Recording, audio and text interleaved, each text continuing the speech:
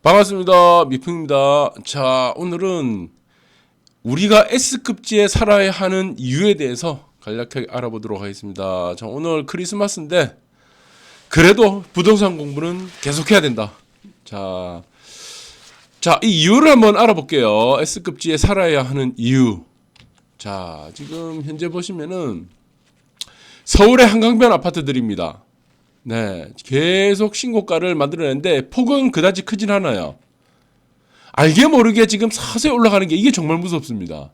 바닥을 다지면서 조금씩 올라가는 거 정말 무서운 거거든요. 근데 우리가 일반적으로 평안하게 오르는 경우가 있습니다. 단기간에 급격하게 오르는 거는 그다지 이제 우리가 인식을 쉽게 할 수 있기 때문에 눈에 띄는데, 자, 바닥을 다지면서 꾸준하게 천천히 올라가는 이런 상황들은 굉장히 무섭습니다. 이게 지나가 보니까 어마어마하게 격차가 벌어진 겁니다. 네, 이런 현상을 나타내는 경우가 많은데, 이게 주식에서 우량주에서 이런 패턴들이 잘 나타나요.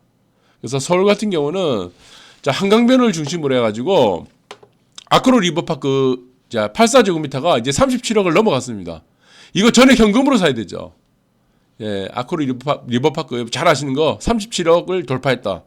그리고 아크로 리버뷰, 예, 이거 반포 쪽에 아크로 리버뷰도 34억을 돌파를 했습니다. 예, 84제곱미터 다 평당 1억이 넘어갔고, 자, 이제는 평당 1억 5천을 향해 달려가고 있는데 이게 표가 안 나게 서서히 계속 올라가고 있는 거죠. 네, 자, 여기서 보시면은 4억 5천이 상승했다. 아크로 리버뷰가 4억 5천. 그리고 트리마저에도 보시면은 84제곱미터가 네, 28억을 돌파를 했습니다. 그리고 압구정 쪽에 보시면은 재건축 단지들이 많은 압구정 쪽에 보시면 현대나 뭐 잘 아시는 부분들인데 다 지금 신고가를 돌파하는데 폭이 크지가 않아요. 뭐 1, 2억 정도 해가지고 폭이 크진 않고 표가 나지 않게 서서히 계속하고 있습니다. 네, 이 부분들을 여러분들이 잘 보셔야 된다. 자, 그런데 부동산하고 우리가 투자를 할 때는 뭐 투자를 하든 실거주를 하든 부동산하고 주식하고 상품 시장을 이렇게 봐야 되는데, 부동산은 철저하게 밸류에이션 시장입니다. 네, 그러니까 가치에 따라서 움직이는 시장이에요. 그리고 주식 시장은 어떻습니까? 그냥 방향성이죠. 상승 아니면 하락, 보합, 방향성 게임이다. 근데 파생상품 시장은 어떻습니까? 이거는 변동성 시장이죠.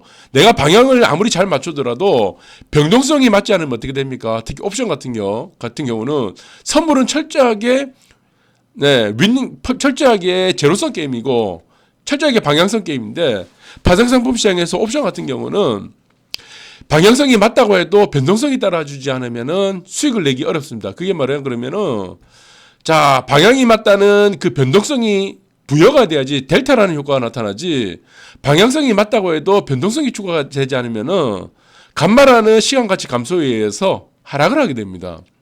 그래서 자, 주식 시장은 여러분들이 잘 아시겠지만 뭐 지나고 나서 뭐 삼성전자 그때 얼마 샀으면 이익이 난다 이렇게 이제까지 들고 있으면은 뭐 존이라는 사람이 더 많이 상승했다고 그러는데 이게 쉽지가 않아요. 사실 거의 불가능합니다. 그 이유는 보유를 지속적으로 하기가 굉장히 어렵습니다. 주식은. 부동산은 어떻습니까? 아파트는 깔고 가는 거죠. 네, 환급이 잘 안 돼요. 어쩔 수 없이 계속 깔고 가요.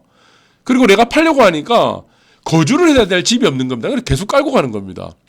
그래서 철저하게 밸류에이션, 자, 내재 가치에 의해서 움직이는 시장이 바로 부동산이다. 그래서 실질적으로 대다수의 사람들이 돈을 벌 수 있는 수단은 부동산이 대부분입니다. 전 세계 어딜 가도요. 네, 그래서 자, 부동산은 여러 가지 제약 조건들이 오히려 강하게 홀딩하는 요건이 되기 때문에 부동산에서 우리가 일반적으로 자산을 증식할 수 있는 가장 쉬운 수단 중에 하나다. 자, 이렇게 보시면 되는데, 우리가 은행에 예금을 해도 주식을 사도 뭐 상품 시장에 들어가도 부동산을 들어가도 결국에 목표는 하나입니다. 내 자산 가치를 올리는 거죠. 그냥 여러분들이 현금만 들고 있으면 어떻습니까? 은행에 예금하면 이자라도 나오죠. 현금만 들고 있었으면 뭡니까? 이걸 쓰는 용도밖에 안 돼요. 소비하는 용도밖에 안 됩니다. 그러나 대다수의 99.99%의 사람들은 하나의 목표로 가고 있다. 그게 뭐냐? 내 자산을 증식하는 목표다. 그것이 가장 쉽게 갈 수 있는 방법은 사실은 부동산입니다. 부동산. 자, 부동산이 상승할 수 있는 밸류에이션에 의해서 상승할 수 있는 가장 기본적인 요건이 화폐 가치 하락에 대한 해지죠. 자, 화폐 가치가 하락을 함으로 인해서 그 부동산의 가치도 올라가는 거지, 이것이 실질적인 부동산이 올라간다 내려간다의 개념이 아니죠. 네, 그래서 대다수의 사람들이 자산을 쉽게 접근할 수 있는, 쉽게 증식할 수 있는 수단이었던 부분들이 주식하고 상품 시장하고는 좀 다르게 진행되어 왔다는 겁니다. 네. 자, 그런데 S급지로 제가 가야 된다는 이유가 있는 겁니다. 그 첫 번째 이유가 뭐냐면은 상승 기간이 달라요. 자, A급지 밑에도 있죠. A급지, B급지, C급지가 있는데 A급지는 또 경우에 따라 다르겠죠. 어떤 A급지는 S급지로 갈 수도 있는 거고, 자, A급지라는 게 상당히 모호할 수 있습니다. 네, 모호할 수가 있어요. 이거는 내 자신이 평가하는 게 아니고 시장에서 판단하는 거죠. A급지라는 거. S급지, A급지는 시장이 판단하는 건데 이게 굉장히 모호할 수가 있어요. 그런데 S급지라고 하는 대부분의 사람들이 보는 뭐 서울의 강남권이죠. 한강변, 네, 뭐 성동구도 포함되겠고, 한강변이라든가 부산의 광안대교 조망권이라는 S급지라는 거는 이제 일단은 기간이 다릅니다. 상승하는 기간이 8년이고 하락하는 기간이 일반적인 겁니다. 이게 뭐 고무줄처럼 좀 늘어났다 줄어들 수 있는데 일반적으로 2년, 횡보 하락이 2년이고 8년간 상승합니다. 그리고 A, B, C급지는 1년간 상승하고 거의 9년, 뭐 7년에서 8년, 9년 정도를 횡보 하락을 하는데, 여기서 또 특징적인 부분이 있습니다. 호재가 들어왔을 때 달라요. 자, 여러분들이 S급지를 샀는데 2년간 횡보 하락하는 경우가 있습니다. 아주 미세하게 계속 빠지고 있는 거예요. 그런데 언젠가는 조정지역 혹은 투기과열지구가 해제가 되겠죠. 아니면은 그 단지 내에서 호재가 나타날 수가 있는데, S급지 같은 경우는 호재에 반응하는 속도가 굉장히 빠릅니다. 상승 기간도 길고 상승폭도 크죠. 그런데 S급지를 사가지고 2년 하락 행보를 겪는다 하더라도 이거를 회복하는 데는 단 하루면 금방입니다. 하루에서 길면 일주일밖에 안 돼요. 우리가 조정지역 해제됐을 때 여러분들이 보셨죠? 조정지역 해제가 되니까 S급지는 어떻게 됐습니까? 예. 남천동 우동 같은 경우는 X급지 어떻게 됐나요? 하루 만에 전고점 돌파했습니다. 2년 동안 하락을 한 거를 단 하루 이틀 만에 위에 전고점을 벗겨버렸죠. 돌파를 해버립니다. 이게 S급지의 힘입니다. 그래서 S급지에 가라는 거고, A, B, C급지는 어떻습니까? 네. 호재를 만나도 이게 천천히 움직여요. 전고점 회복이 쉽지가 않습니다. 기간이 오래 걸립니다. 또 애태우는 거죠. 그래서 호재에 반응하는 속도와 폭이 다른다는 겁니다. 이게 반응하는, 우리가 보시면은 민감도가 너무 다르게 된 거죠. 민감도. 네. 그래서 이렇게 보셔야 되고, 자, S급지는 어떻게 되느냐. 네. 8년간 상승하고 2년간 하락하는데, 올라갈 때는 쭉 뻗었다가 하락할 때는 찔끔찔끔 내려갑니다. 그리고 이 내려가는 폭을, 자, 전고점을 뚫고 올라가는 기간이 빠르면 보통 하루도 안 걸린 경우가 많아요. 12시간 안에 그냥 바로 위 아일랜드 갭을 만들고 그냥 뚫어버리죠. 근데 A, B, C급지 같은 경우는 어떻습니까? 하락 횡보가 굉장히 긴 거예요. 그리고 1년, 어떤 단지 보면은 뭐 한 달도 채 못 오르는 경우가 많습니다. 10년 중에. 10년 중에 한 달도 채 못 오르는 급지가 많아요. 대부분의 급지는. 그 다음 좀 오른다 싶으니까 뭐 악재 하나 나와가지고 쭉 또 밀려나갑니다. 또 9년 동안 하락했다가 한두 달 올랐다가 쭉 내려가요. 또 내려가는 것보다 그냥 내려가거나 횡보를 계속합니다. 그래서 이게 양극화가 계속 발생하게 되는 이유죠. 급지에 따라서. 자, 지금 S급지의 변화는 여러분들이 잘 눈여겨보셔야 되는데, 자, 서울은 어떻습니까? 여러분들이 너무나 잘 알 거예요. 한강 조망권으로 S급지 이루어집니다. 예전에는 어떻게 됐어요? 80년대? 조망이란 게 없었죠. 학군으로 중심이 이루어졌죠. 그 다음에 역세권으로 이루어졌는데, 지금의 S급지의 변화들은 여러분들이 잘 눈여겨보셔야 됩니다. 어떻게 됐습니까? 서울은 한강의 조망권으로 S급지가 형성되고, 부산은 어떻게 됐습니까? 광안대교 조망권으로 S급지가 형성되고 있습니다. 자, 이 부분을 잘 보셔야 돼요. 기존의 80년대의 기준이 학군과 역세권이라면은 지금은 어떻게 되는가를 이 패러다임을 정확하게 인식을 하셔야 된다. 그래서 지금은 조망권으로 간다는 부분들을 자, 여러분들이 이 패러다임의 변화를 이 패러다임 십을 빨리 인식을 해야 되는데 아직까지도 이걸 인식을 못하는 분들이 많아요. 그럼 뒤처지겠죠. 자, 여러분들의 목표는 하나입니다. 예, 돈을 여러분들이 왜 법니까? 먹고 살아야 되죠. 그 남는 돈을 어떻게 할 거예요? 목표는 하나입니다. 살아갈 일이 너무 깁니다.